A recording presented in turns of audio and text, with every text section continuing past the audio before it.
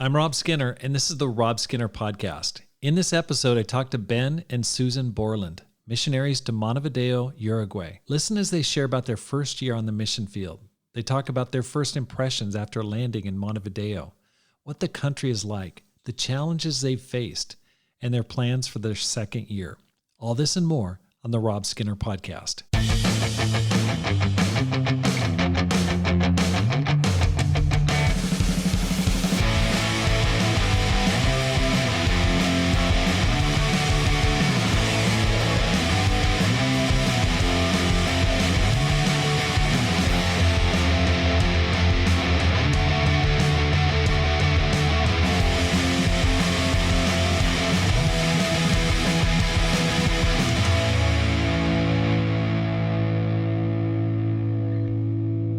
Welcome back to the Rob Skinner Podcast. My goal is to inspire you to live a no regrets life, make this life count, and multiply disciples, leaders, and churches. I want to thank you so much for listening to the Rob Skinner Podcast. Man, I really appreciate your support. I recently got 2 anonymous donations from listeners, which I was so grateful for, from my Buy Me a Coffee app that I have in the show notes. And I really appreciate it. And also I got a nice letter and card from Bill Katona.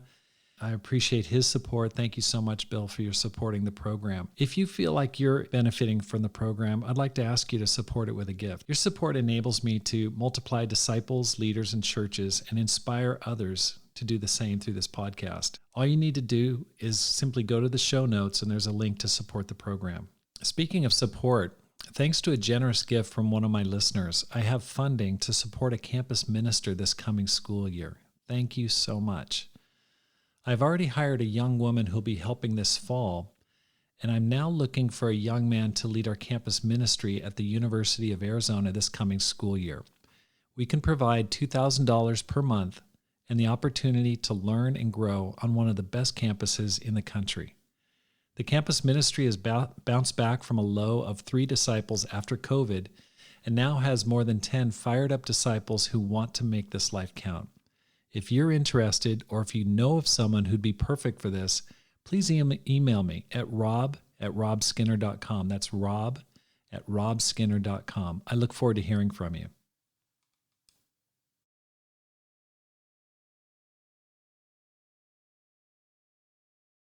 Ben and Susan, welcome back to the program.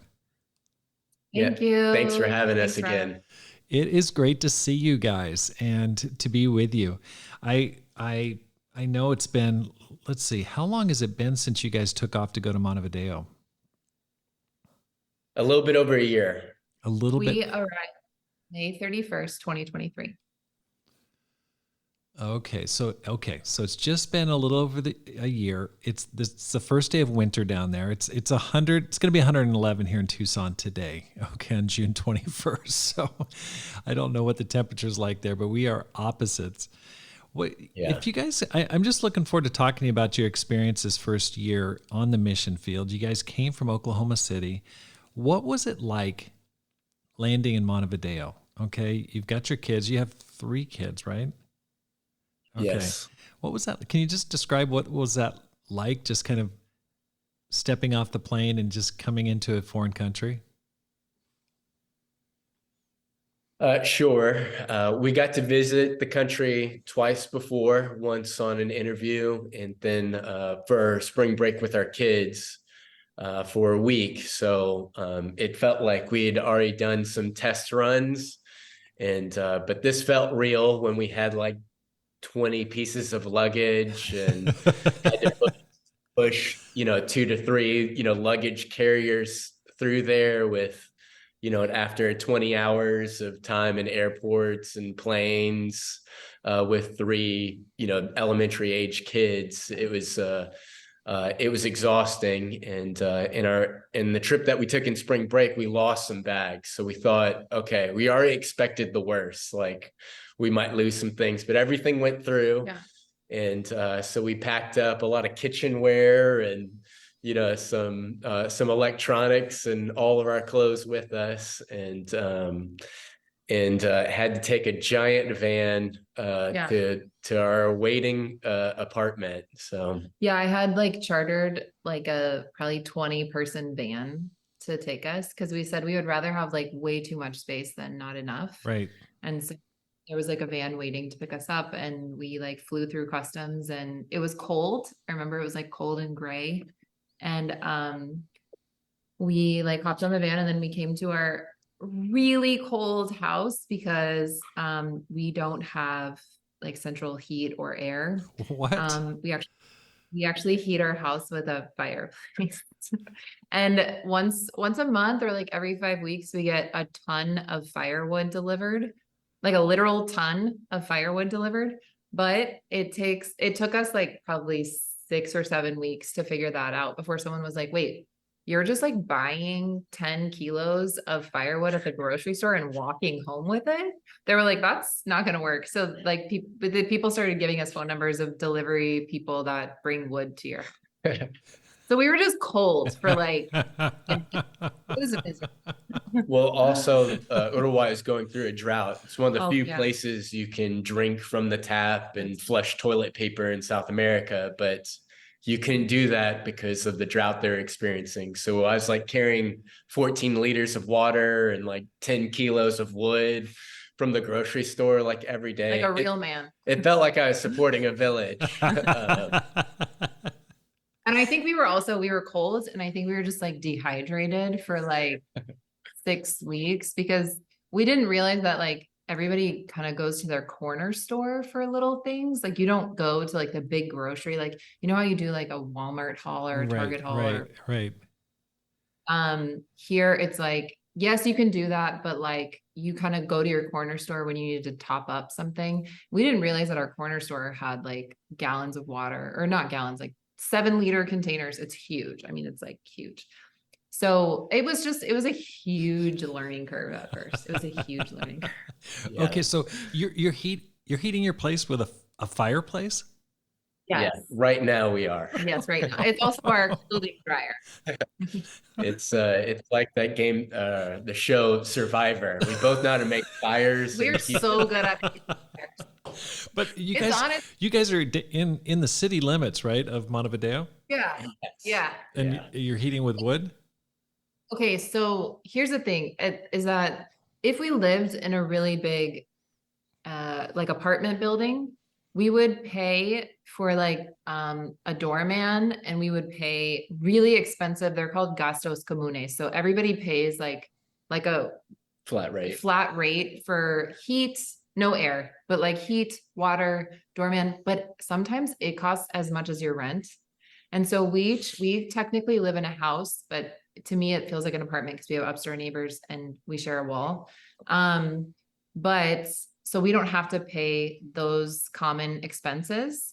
So we could, if we lived in an apartment, like we could have those things, but you also don't get to control your heat in the winter. And we have so many friends that are like, they're opening the windows in the winter because it's just so hot. They wake up and their mouths are dry. And so we've heard horror stories on the flip side.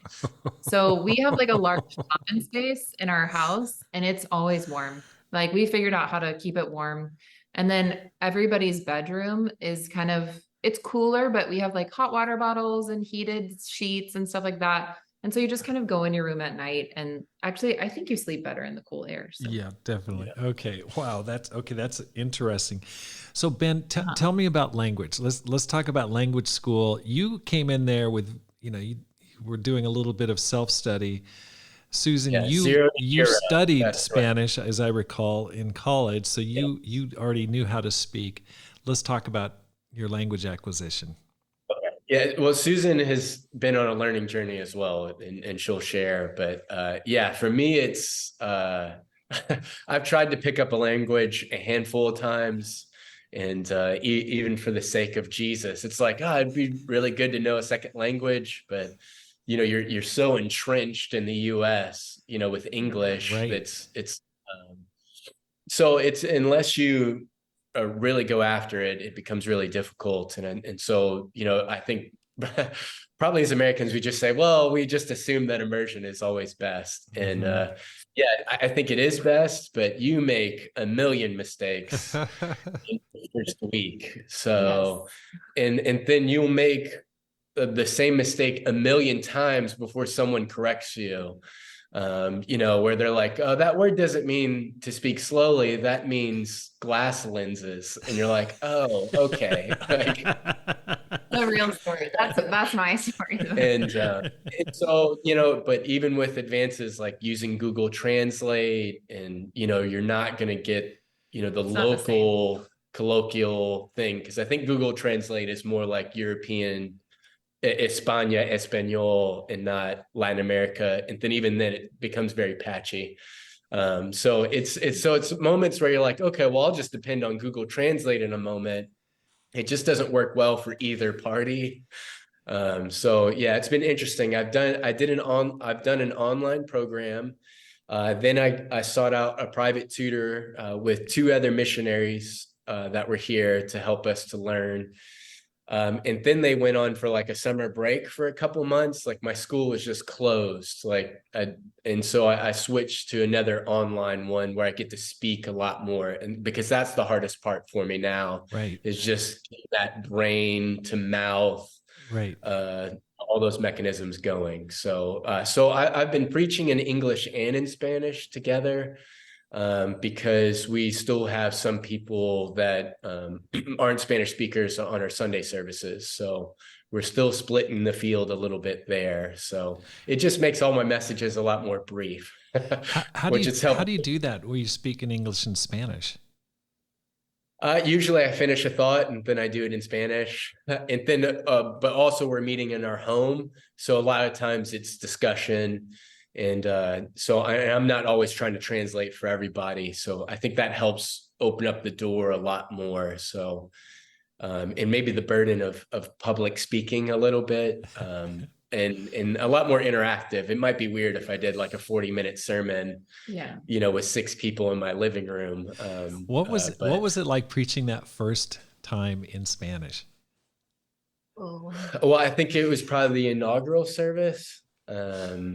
I guess I'd probably dabbled a little bit. I guess it wasn't as shocking as much preparation I had to put in for the inaugural service, which was November 12th, 2023. And we had, I guess we'll talk about this later, but we had a great turnout. But I did both English and Spanish. So, and a lot of people felt like, oh, okay, I feel way better about you public speaking. But that was me of like, week and a half, a translated message that other brothers helped me. I spoke through it. Susan was like editing words, like which words are going to be, troublesome for me. And ironically, it's words that are so similar in English and Spanish, but they sound very different. My brain just, just stumbles on those. So I will say when he spoke at the inaugural service, I was so nervous for him. I was like, like very tightly wound. And I was sitting next to like a woman who's become one of my best friends here. And she and I both, she speaks 3 languages, and one of them is Dutch. So she is like very astute. But anyway, she and I were both like, oh, we were so nervous. And I think throughout we kind of relaxed, and if Ben was struggling with a word, the whole congregation would answer the word for him. And I honestly just felt like so proud of him because it was so funny. And nobody was like, dude, your Spanish is terrible. Right. Like everybody knows that he's speaking a foreign language, and people were so like compassionate and empathetic and patient. And I thought he did a really great job. It was so hard, but he totally owned it. And like, I think the crowd was like, everyone was so proud of him. So after your sermons, does Susan does she give you a grade? She go, oh, that was a B+ there. Yeah, probably not so much in the house church moments, but yeah, I think, but yeah, it's been a very different experience to preach in a different language, in a different setting. We're in a house church setting now. Way to go. That's so exciting. I mean, it just takes so much humility and just swallowing your pride. I felt like that was the toughest part in Japan, is like just the willingness to appear stupid in front of people is just like the biggest challenge. I mean, just acting like a 5-year-old in front of people. So good for you. How about for you, Susan? You already knew the language coming into it. Tell me how your assimilation's been. So yeah, I could get around. When we first got here, it was frustrating, I think. And it was like, sometimes it was hard on our marriage because I feel like things that Ben would typically do, I had to do it. It wasn't like a choice. Because he literally couldn't communicate with like a client by like a service person. And so I think that was really hard, but I also like had no idea what was going on sometimes. Like, oh, another weird thing is that we use our stove with gas, but we monthly or like every 6 months or 6 weeks to 8 weeks, we have to get a tank of gas, propane gas that you would use for your grill outside. It's under our sink at all times, which is like insane. And I have to use a lighter to light our oven. It just feels so unsafe, but it's like completely normal. Like that's what everybody does. It's safe. What are you when you say stove, like your cooking stove? Yeah. It's powered by like a propane tank? Yes. Yeah. And so it was just one of those moments where like, oh, wait. How do you even get There's not a direct line of gas coming into this stove. Yeah. We have to replace a tank. And it was like, I've never seen these in the grocery store. Like, where do you buy a tank? And you get a number and a man comes to your house with like a little pickup truck that has like 20 tanks in the back, and he brings it in for us and like switches it out. But the first time you have to buy the tank. Right. And then, then it gets exchanged afterwards. Okay. Yeah. It costs less every time. But like at first we were like, we just had no idea. Like when we lived in Japan, there was we heated the place with what's called toyu, which is a kerosene. And so there was a little truck that would come by and the guy would, give us cans of kerosene. It's just so funny, just so different, the life. Yes, anyway. It's just so different. So I think that was really hard. Like, even like my first probably 5 or 6 weeks, I was invited out to dinner with all the moms from our youngest son's grade. And I was like, I'm going, like, I'm totally going to go. And we were out till 1 o'clock in the morning. And it wasn't wild. It was not a wild, crazy. It was just a normal dinner. You were hitting a club with the girls? Is that what you're doing? No, not at all. Club Panera Bread. No, it was a nice restaurant, but it was just like everybody was talking so fast, and I was like, oh my gosh, like to be at a table with a bunch of native speakers, and the Uruguayan and Argentinian accent is very strong. It's called the Rio Platense Spanish accent. And instead of saying like, yo me llamo, saying like, I call myself, they say, yo me llamo. So for any double L and any Y, it's a sh sound. And so it's just like it's a big learning curve as far as listening, because I'm used to just the yeah noise. And there's a lot of they use a tense of like not a tense, but a conjugation that most of Spanish speaking America doesn't use. It's vos.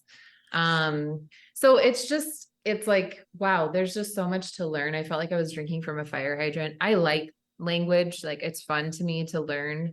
But at times I just felt like totally overwhelmed. If people would call me on the phone, I was like, oh boy, just text me. Like I can send you a text message. And yes, I was walking around saying to any person I encountered, like the guy at the meat counter at the grocery store, the checkout lady, whatever.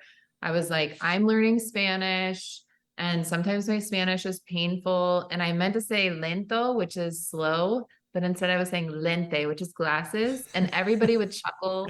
And I thought I was so enchanting. I was like, wow, I'm just like charming every person. And then after, I'm not joking, 2 to 3 weeks of me saying that probably 20 times a day to every person I'm talking to, my friend who is Uruguayan but speaks perfect English goes, you're not saying what you think you're saying. And I was like, what? She was like, really sweet, but instead of saying slow, you're saying glasses. And I was like, oh my Whatever.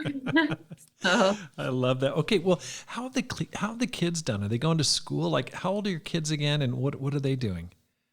Yeah, I think that was our biggest fear with moving our family and 3 kids. Like, okay, it's not us, just work stuff. But yeah, in fact, the first day they went to school, they loved it.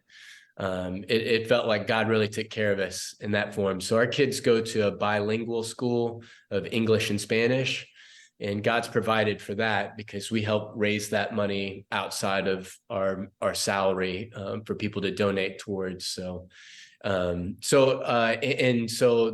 we do usually at dinner time, we ask what was the best part of your day. Every kid said school. Oh, And they got to The go first for a test run in March to go for a day just to kind of experience when we came for a spring break. But this was like full on school uniforms kind of thing, a full day's worth. So they go 4 hours in Spanish, 4 hours in English every day.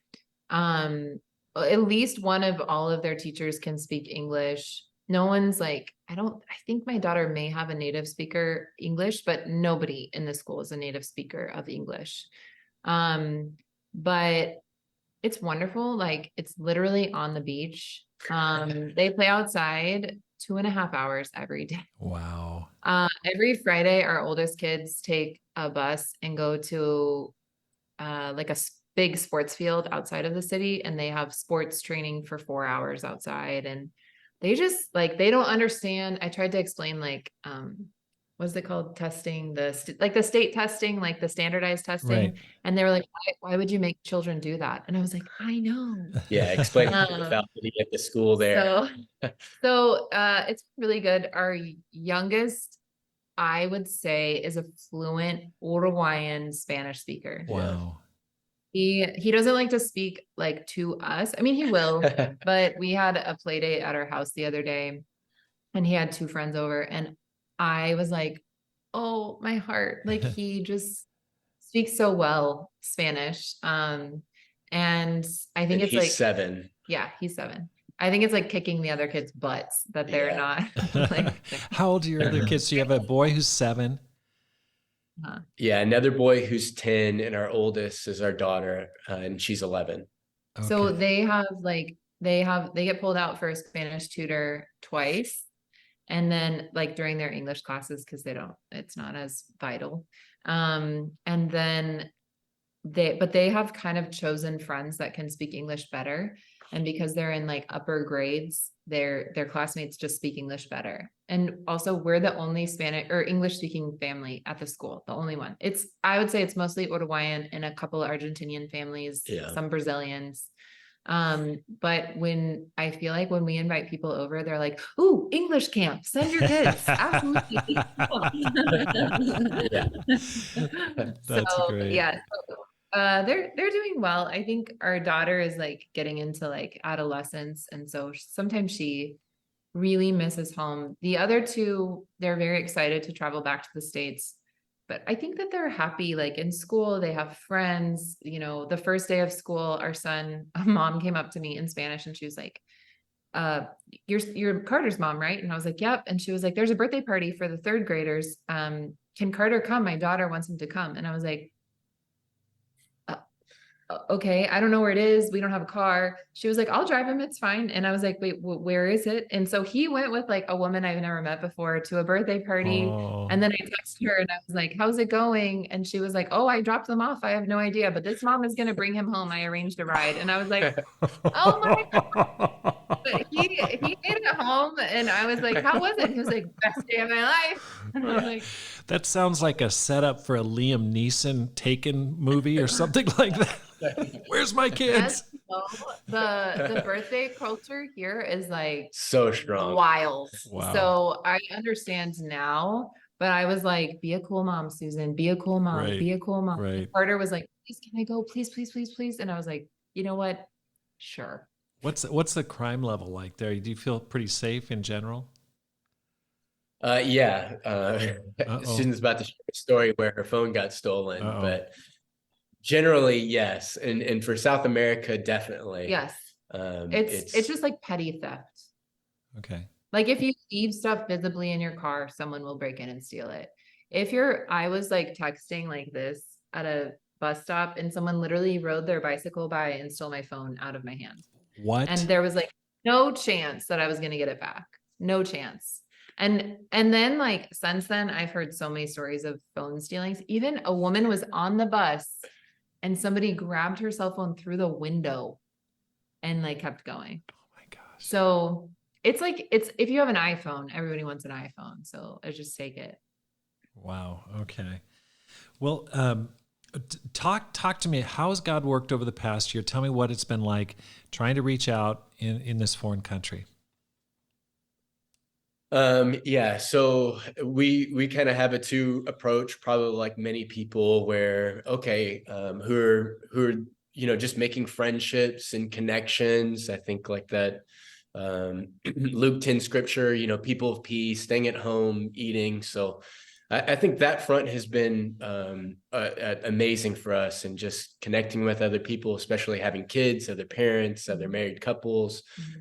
And so, but that's slow, right? I mean, you're building a relationship for the sake of relationships, and sometimes God creates opportunities to share the gospel in a very meaningful way.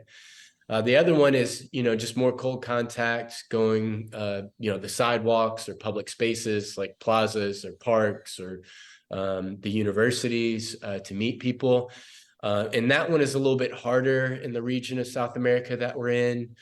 Argentina and Uruguay are very European in their culture. So although they're Latin American, I think if you're in Europe, you feel like, oh, they're definitely European. So although I might offend a few Uruguayans by saying that, but this feels way more like Europe than Latin America to me. I feel like they would not feel offended. They would. Yeah, maybe they're not that offended, but there's a whole history behind it. But that comes with it. And so our brothers and sisters in Buenos Aires had already been kind of coaching us through this. Like, you have to work through relationships, and they'd say that the mission field will be slow and low in growth. Like it's just building relationships over a long period of time, God granting opportunities. But hey, when they get baptized, they're just solid disciples of Jesus Christ. But we're always fishing for just people who are sensitive to the gospel and how it might be sharing our faith. And so here we get maybe the more spiritually sensitive people, but not necessarily sensitive to the gospel of Jesus Christ. So some examples are, I came across a man who prays to angels of death. And I was like, I don't know what that is. Is that something from the Bible? And he goes, no. And then he lifts up his shirt and shows me tattoos of, these angels of death that he prays to every day. And I was like, okay, that's one way to do it. Witchcraft seems to be like somewhat more popular here. People go to the river to not sacrifice, they're not sacrificing anything. Almost like a well-wishing thing. Like you throw coins into like a shopping mall fountain or something, right? So there's some of that. So there's some, like, if you're like, hey, are you a spiritual person? You're pulling on the wrong threads with some people. And then I think then there's kind of like that intellectual, atheistic secularism type that's here, where they're willing to talk through things, but they lack like a Christian cultural context. Like one of the young men I studied the Bible with in Edgardo from Tucson, this young man named Guzman, and I was like, oh, we'd love for you to come to church. And he's like, oh yeah, it sounds great. And but then he was confused that we had church every Sunday. And so it's just like one of those things. He's like, wait, you guys meet every Sunday? And all of a sudden, like the commitment felt like such a burden. Right. So it's moments like that, there's just not the stories of the Bible. Many of the other dads have never stepped foot in a church ever before, even for a wedding or a funeral. And so that's usually my follow-up question. I was like, oh, you've never been to a church before? I mean, it's almost 100% no. And so I'm like, not even for a wedding or a funeral. And so, yeah, just kind of curious here. It's the Catholicism never really got a foothold in this area of South America, and its separation of state has been super strong for probably like 3 generations. So I can see it's like a little bit of a harder mission field from that perspective, but it just feels crazy. Like every person that I meet, you can see the need for the gospel, and you're like, man, I wish if you just take a week of discipleship, like just test run the product, you know what I mean, might help to open up the doors. But I think it's like, you're just trying to create something almost out of nothing. Wow. They've already written it off like, oh, people still read the Bible kind of moments. And so anyway, so it's kind of curious like that. So I don't know if you have anything to add or I mean, I just feel like subtract. the moment you say like church to people, they're kind of like, oh, no. And so I found like, even when we're at the park specifically to like cold contact share, it's more like I just try to sit down and have conversations with people like, hey, how are you? Like, I'm just trying to be basically like American friendly and strike up conversations. I met a lot of great people that way. And then it's very natural to share my faith because they're like, well, why do you live here? And I can share like, oh, I always share like, we're ministers, and people are always like, oh, are you Mormon? I'm like, no. So, I mean, it's easy, but it's like, I think instantly you get to see like, who's like, oh, that's interesting. Tell me more about that. Or people that are like, I mean, I had one person be like, good luck. Yeah. So, which is fine. So I think, yeah, it's just the cult contact it's never been my favorite thing. It's like, it's easier to do it on a college campus, but even here, like, it's just not normal at all. And I think it comes with so much opposition. Like, it's hard to get just like, no, no, no, no, no, no, no, over and over and over again. So we've just been like working through relationships. So like Ben plays it's called Papi Football, which means like dad soccer, daddy soccer. And I actually, out of sheer loneliness, started a walking and running group for women. And I had asked like a lot of people from school, like, oh, does anybody walk or run or whatever? I like to run. Everyone's like, no. Okay. So I'm looking on expatriate groups, and I have like a Saturday group that is like sometimes like over 20 women. We like flood a cafe afterwards. Wow. And it's really fun, but I do feel like that walk, that run time allows like just deep conversation. Yeah. And so we've had like lots of friends come to church through that group as well. And then like obviously picking up and dropping off our kids and going to birthday parties and going to family events at the school. We get to meet a lot of people from the school and, play dates and things like that. And then what's the other thing? Language. Like we do an English, Spanish language exchange. Yeah. And that's been helpful, especially, just doing Spanish classes, and some of that here helps to reach out to those people who are also learning Spanish. Or want to learn English and Right. like hang out with native English speakers. So that's like every Thursday evening. Okay, so it sounds like it's been pretty challenging. Okay, have you had any baptisms? No. Okay, so you're still working. Anyone studying the Bible? Great question. Not studying the Bible yet, but in the works. So I think we've studied the Bible, like the men's side, we've studied with 7 men since I've been here, and none have gotten past discipleship. So, and right now I have a not a Uruguayan guy, a guy from India that we're looking to set up Bible studies when I come back from the States. But literally he knows nothing about the Bible. And in fact, I was like, what could you tell me about Jesus? And he's like, well, I know people were upset with him, then they killed him, and then they thought, oh, we made a huge mistake. And they started to talk about his teachings. And I was like, well, he raised from the dead. He's like, really? Yeah. So I was like, okay. Oh, And that man. was like a party we were at this last weekend. So and then that was the guy I had lunch with today. That's where I felt like, oh, I kind of need to get this guy. I need to get another time in there before I really leave town. Oh my gosh. Okay, so when you guys landed, how many people did you start with? Like everything considered, I knew there was I think you mentioned there were a few people that were there already that were kind of natives, but had been, from converted in a different place. And then you're gathering some different people. So what kind of a team did you have when you started? How many people do you have now?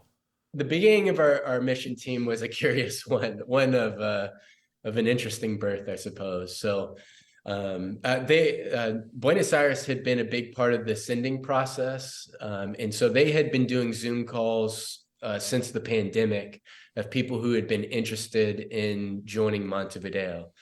I think the hardship that happened is that I often call, from a biblical stance, that Uruguay is like the Jericho of South America, because the standard of living is a lot higher. And so it has this high financial wall for other South Americans to come in that makes it very difficult.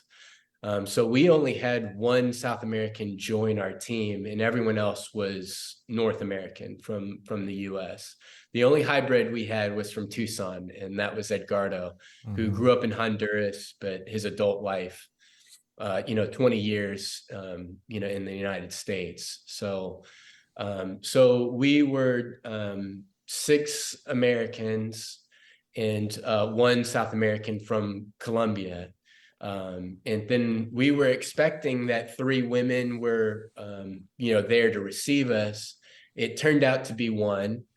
And so it just became this hardship where I think Argentina intended, okay, we'd like to send some people. There's another family who thought, okay, by January 24, so 7 months of us being there, they would move. But because of circumstances, it just hasn't worked out. And they kept pushing that back, and then now we're not sure. So it's a lot of moments where it's like, okay, South Americans wanted to come, it just wasn't working out. So there's like an economic barrier. There's like a hurdle for people to get in there. So that must have been challenging. Okay, so it's been challenging to form a team that can stay, because I know Ed has moved back to Tucson, back to the States. And so you guys must be struggling just to maintain a team at this point. Yeah, and Edgardo was such a wonderful gift to our team, because he was bilingual and he could sing and play the guitar. So not having him is like, oh, so sad. He was our worship team. I'm glad you feel that way about him. He is a wonderful person, and I'm so happy that he went, as an emissary from the Tucson church. He's such a great guy. So yeah, oh boy. But yeah, so right now it's Ben and I, and one sister who is coming in September, one sister who actually leaves tomorrow, I think, and is going on like a 2.5-month summer trip back to the States. And she'll be coming back in September as well. And that's it. And we have an Uruguayan sister as well. So I think, it's really small. So right now we are definitely looking, particularly, especially families. Yeah. That would help our family too. So you're looking for families. Okay. Let's just talk about this, because how do you deal with discouragement? Okay. That would be discouraging. I'm sure you're wrestling with it. Every missionary does. How do you deal with it? Like, what do you do? How do you pump yourself up, keep your faith in a challenging situation? Yeah, I think that's a great question. So we're open for any encouragement. We're always open to new ideas. I think that I'm very grateful to God that we have 3 kids and we have to like maintain normal life. Yeah. because, we have to go take them to school and pick them up. And so rhythms of life, I think, are important for us. Cooking dinner every day and just all that stuff that goes into family life. I think that definitely keeps us going. And, we have silly moments where we're dancing and singing and laughing. Yesterday, the kids had a holiday from school. We recently bought a car. And so we were able to go out and go hiking, and we visited this beautiful beach that was giving big Anne of Green Gables vibes, if you know what I mean, Rob. And it was a wonderful day. And I think that sort of helps, as well as I think running and working out. I just let my gym membership lapse because we're about to go home. But going to the gym, going to classes, and then going for runs. I think my Saturday group is like really fun and helpful. And so I think those sorts of things, having things to look forward to, I think is really important. And our daughter was just cast as Wednesday in the Addams Family play at school. And so we have that to look forward to. I think just little things like that are encouraging. I mean, we're about to go to the States for like 15 days, I think. So I think we're looking forward to that as well. And my brother just visited, which was so encouraging. We went to Buenos Aires and my niece came and it was a huge surprise. So I think all of those things have helped. But yeah, it's really hard. Yeah, I think I do feel very sensitive and very vulnerable. Like discouragement can come from anywhere. It feels like at any time, because we're not here. This is not our normal culture and being in. So I feel like we're constantly being shocked. I'm doing something new I've never done in my life before, like every week, especially when we were first here. It felt like every hour I was doing something I'd never done before, at 38, I suppose. So, but then I'm responsible for my wife and kids too. So I think it's just a lot, but I think it also, I feel like my imagination around scripture, I feel like has really grown, because I feel like I'm finding myself in, so many situations that were just stories to me, where I'm like, oh, this is what it's like to move away from home, outside of your culture. Like I was even thinking about Abraham. I was like, did these people even speak the same language as Abraham? Right. Just like moments I wouldn't have thought about that before. And then now I'm like, oh man, it's like super discouraging because you can't have a deep talk with some of your newer friends here because you don't speak the same language. And so I think there's just moments like that where it's just like, okay, it's really hard to experience the hospitality of a culture, sometimes with language barriers that are there. And then I think sometimes just the loneliness of leadership, like, Right. Sometimes it's hard to just the vulnerabilities of being the church leader and turn to the missionaries and be like, well, isn't this a hard week? You know what I mean? You feel like, all right, let's look for the good, right? So I think there's moments where we're like, okay, what's the honest truth? Like, what are we experiencing? And then sometimes as missionaries, we disagree, which I think can make it hard, and we can have conflict. You think we're a small group, we'd be like a family ourselves, but when there's conflict, it can feel so desperate of like, oh my, don't break up the family. Right.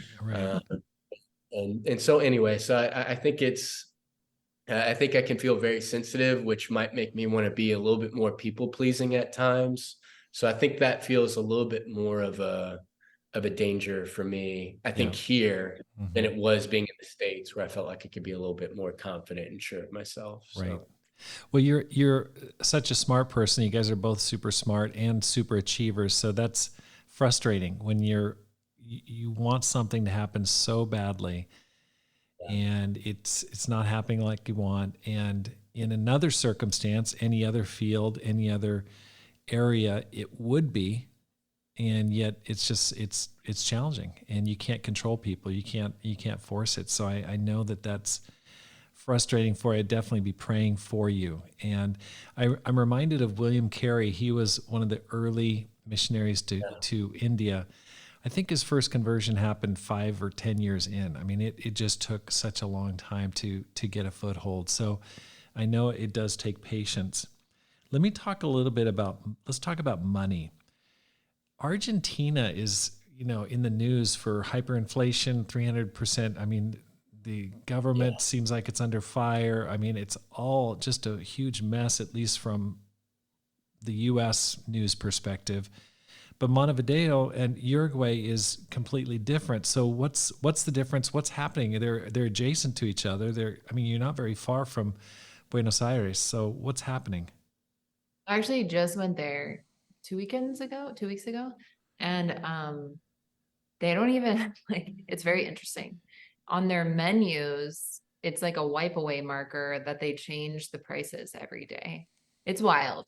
But your salary's not changing like that, though. Yeah, it's really wild. So, no, they had an election in October, I think, and everything changed. They're trying to better the economy, so inflation is necessary. I mean, we went there in September and everything was like so inexpensive. And I think it's just going through that, like, it's getting worse before it gets better situation. And so, pray for our brothers and sisters there, because it is really hard. But Montevideo has been stable for a very long time. What is it? Can you give a quick economic summary of like what's different about that country that you're in? Go ahead, Susan. No, yeah. I think the things that helps out with Uruguay is that they ended up divorcing themselves from the Argentinian economy more than themselves. So their biggest export is beef. That is their thing, cows. And so that's been steady for them, but it is a small country. It's the smallest populous Spanish-speaking country in the world. So it's like the size of, by landmass, maybe like Oklahoma and the population of Oklahoma. Yeah. So if Oklahoma was like its own country in the middle of the United States, is a little bit what Uruguay can be. So I think it gets this reputation of being kind of like a Switzerland in South America thing, where they highlight privatization. I didn't say that right, but privatization. Okay, whatever. I'm learning a second language. But they privatize so many things. In fact, there's not a lot of American influence like that, because American banks don't like that aspect. So and so there's no American bank here. So we had to restart everything from scratch here. But a good example. Wait a second, let me go back. So they've nationalized or they've privatized. So what do you? Yeah. Okay. I think my economic professor would want me to say that they're a socialist country, but there's a very capitalistic attitude to it. The economy works in the same way like it would in the US, but I think they scaled it appropriately to their size. So there's not a lot of foreign influence that comes into Montevideo. And then American influence, it's kind of repelled a little bit, because things are it's not so open how much money you have in your bank account. I think the American bank accounts want all that to be open information. And so I think that's what Switzerland gets known for, right? You're laundering money and you're putting it through Switzerland or something. Okay. US banks don't know whether you have that money or not. I think Uruguay can have that example, but they don't have corruption here. It is so bureaucratic, which as an American, I understand. We've all been through those DMV lines. It's just a DMV line everywhere you go. So I think it's frustrating as some other South Americans, because I think they're like, okay, who's the guy I got to pay to get this thing done? Right. And it just doesn't happen that way. It's like, oh no, you need Uruguayan birth certificates. That office is open between 9:30 and 11:30, and you have a number. And so, it's just like one of those things where it's like, okay, like here you are, you have to wait a year's time. Wow. Before you can get anything done.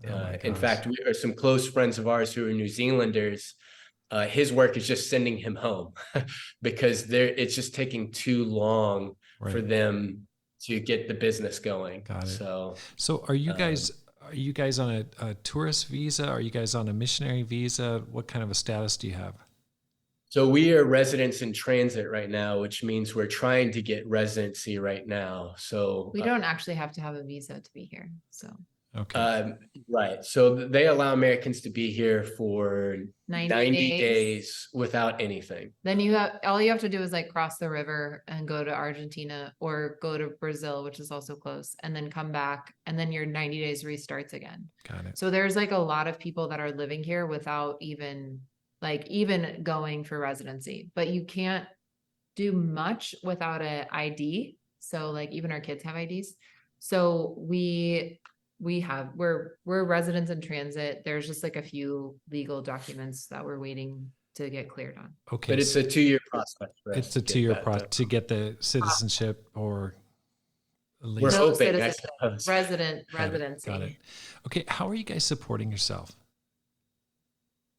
Oh, okay. Great question. So we work through the South American Mission Society, but we receive from Central Jersey as the church. Their special mission supports our salary and a little bit of the budget for the church here. Got it. So we're solely supported by Central Jersey, who gives to the South American Mission Society, who then pays us. Awesome. Okay. So, Great. and we're both full-time in the ministry here. So, okay. So when you look back, what's been the most inspirational? It's been challenging, but where have you seen God at work? Yeah, I think for here, it's been, I think, the moments for the church where it's not necessarily been like a Sunday service, but we've done like a Friendsgiving or like a Christmas party or someone's birthday party. And then it just feels like all the work that we've done, people that we met just pour out, and we have an asado, like an outdoor barbecue, and people come out, and it's just amazing and it's fun. I feel like I'm always chasing those moments because that's what I want the church to feel like. Right. It just feels like family. We can cook out, we can laugh, we can say the honest truths to each other and still be connected. And so I think there's some aspects of the culture that I really admire, and I could feel like, wow, if you just threw, like a Bible scripture and communion in here, this would be a great church experience. And like even my dad's soccer team through our kids' school is, they'll have these barbecues like once a quarter. We play soccer, Sunday morning together. I think, in the same way some Americans might say their religion is baseball or watching sports, for them, it's soccer here. I mean, it's, they play into their 40s and 50s, with these dad groups, and they watch it, and soccer is just huge here. Like they're professional league, and there's like D leagues, and it's a country of like 3 million people. You think like, someone in your family played professional here. Like there's just not enough people. Right. It feels like. Well, I think they were one of the early winners of the World Cup. I mean, back in the 30s or 40s or something. They hosted the first World Cup. Every Uruguayan just fell in love with you, Rob, for you knowing that. I know a few things there. That's interesting. Unless if you know like the more famous football player here. Do you know him? No, sorry. Okay. He's in Miami right now, Luis Suarez. Okay. Plays on the side of it. So what's your plan going forward? It's been, tough first year. You've gotten assimilated. Your language skills obviously are doing much better. You must be much more comfortable. You've gotten used to the culture, the environment. What's your plan for year 2? Wait, before I answer, can I share like what has been my most encouraging moments? Oh, please do. So I think that like the relationship building, I think sometimes I'm just in awe. Like I had a friend once who just spent the day with me. It was during summer, and our daughters are really good friends, and so she spent the day with me, and she ended up like just hanging around the whole day.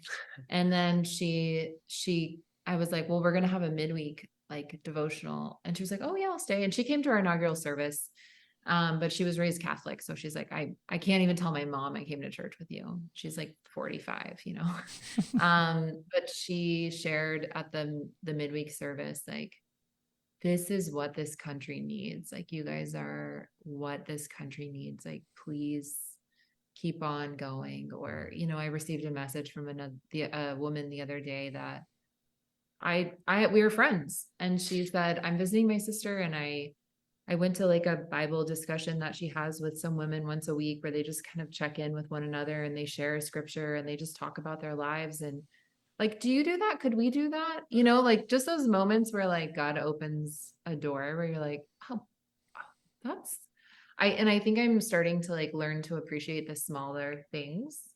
Like even the other night we took our kids to McDonald's with another friend and her child, and she just started asking Ben and I all these religious or like spiritual Bible questions. Yeah. And it was like, oh, I like wasn't expecting that.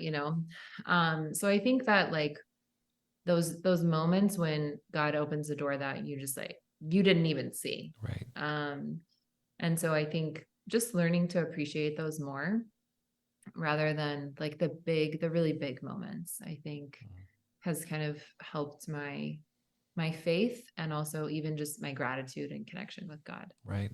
Right. So plans for year 2. Yeah.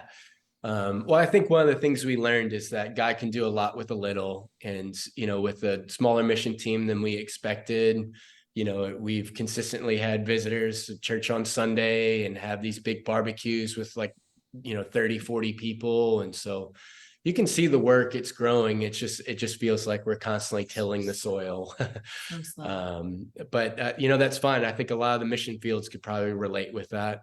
But for this second year, I think the biggest thing we need is missionaries. We just need people to be here. One of our bigger priorities is just to have missionaries, to not necessarily be missionaries, but to have some permanence here in the church. So we felt like families might be the easiest way to be able to do that, but people who can move here, who could work here, and just be a part of the church, for some sort of longevity, and not necessarily just, an honorable sacrifice to the Lord of a year of your life. But we need that too. That helps. So our priority right now with our mission society is we're trying to get a lot of native Spanish speakers to jump on board with us. So that's what we're currently trying to do. But also we're very welcoming towards Americans. And I think Uruguay is a pretty great place for Americans to come. I think it's pretty safe. I mean, we're American too, so you're already linked to the church where you're not going to be flailing necessarily. We just went through it and experienced it here. But we're very open to that. But I think we're just the idea of this next year, if anything happens to us, we'll feel like the church will immediately collapse. And that's and that just kind of feels scary. Right. Exactly. As a missionary. But I think there's a part of me that just really hopes for, just the kingdom at large to, answer the call, Right. To really help us out for the mission here in Uruguay. So I think that's the biggest thing we're looking for is, some missionaries who could have some permanence here in this country. And, as well as just, anyone who could devote some amount, some substantial amount of time to be here.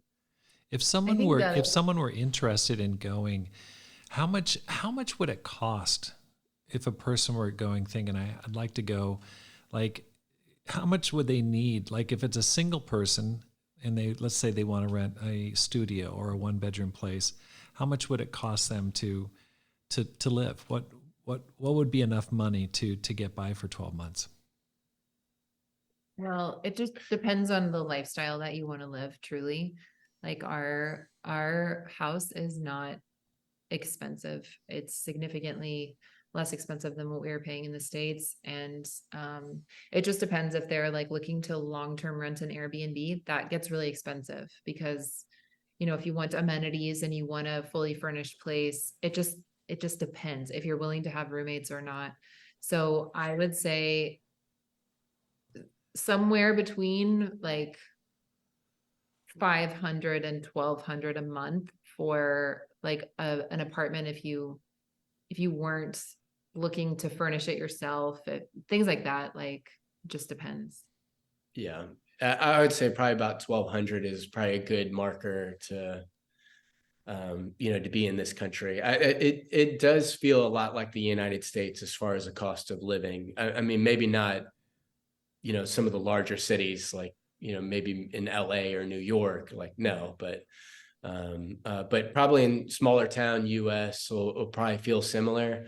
And so, yeah, I think that's, it's more expensive. And I think that was the hardship, because even the brother from Colombia was, like, he lived in a hostel his whole time here and living off rice and beans. So, and just using public transit some of the time. Otherwise he'd walk the city. He'd walk for, an hour and a half or something to get to places. Wow. So, wow. But I mean, we also have a sister who is living in a furnished apartment with roommates for about $450 a month. And she also used public transit, and like, she really, it wasn't big issues. So it just depends. Like, it depends what kind of lifestyle you want. Right. I think they do genuinely, when they see an American coming, it's like dollar signs flashing. Got it. So Got it. Okay. So a single person could definitely get down there for $1,500 to $2,000 a month and live comfortably for a year. I think everything included. Okay, great. That's good to know. Well, Ben and Susan, thank you so much for your time. Praying for you. Hope you have a great time back in the States and just get encouraged and energized. And we'll definitely be praying for you, for the church there, and for your work. I just think it's heroic and it's exciting what you've done. We didn't really cover it, but I think you had a big inaugural service. I mean, that was really encouraging. I saw pictures of it, and you had a ton of people. How many people showed up for that service? I believe it's 74. Wow. 30 were Argentinians, so it was great for them to really come out. But we had a great number of friends come, and there's one Uruguayan from Buenos Aires that brought his mother, his sister, and a friend. So, so that was just like a great experience for that. The Uruguayan woman here is married, and her husband came. So I know it was huge for her. Just to have that victory. I think it all helped us to really dream. So, amen. Yeah. Amen. Thank you for your work. Thank you for everything you're doing. Yeah. Thank you, Rob. Thanks, Rob. Thanks for listening. Here's how you can help support the program. First of all, share your favorite episodes with your friends. Let people know about it. Secondly, read and review one of my books, either How to Plant and Grow a Church or Courage, How to Make This Life Count. You can find them on Amazon.com. And finally, support the program with a gift today. The link is in the show notes. Because my goal is to inspire you to make this life count, live a no regrets life, and multiply disciples, leaders, and churches. Have a great day and make this life count.